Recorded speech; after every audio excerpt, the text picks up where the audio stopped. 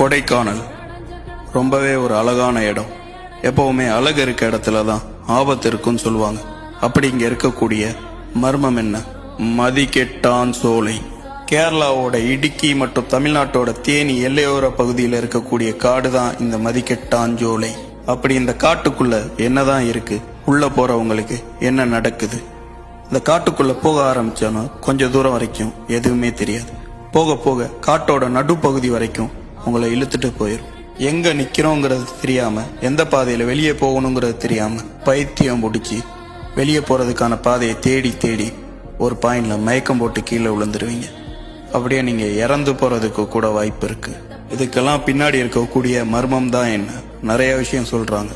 நீங்க உள்ள போன கொஞ்ச நேரத்துல உங்களை சுத்தி வெறும் சிரிப்பு சத்தம் தான் கேட்குமா? அந்த சத்தம் எங்க இருந்து கேட்குதுன்னு உங்களால கண்டுபிடிக்க முடியாது. அதுக்கப்புறம் கொஞ்ச நேரம் கழிச்சு உங்க கண்ணுக்கு சில உருவங்கள் தெரிய ஆரம்பிக்குமா? இல்யூஷன் மாதிரி. போக போக உங்களோட நினைவுகள் கொஞ்சம் கொஞ்சமா அழிய ஆரம்பிக்குமா? நீங்க யாருங்கிறதே மறந்து பைத்தியம் பிடிச்சி வெளியே போறதுக்கான வழியை தேடி அந்த இடத்துல துள்ள துடி துடிக்க இறந்து போயிருவீங்க.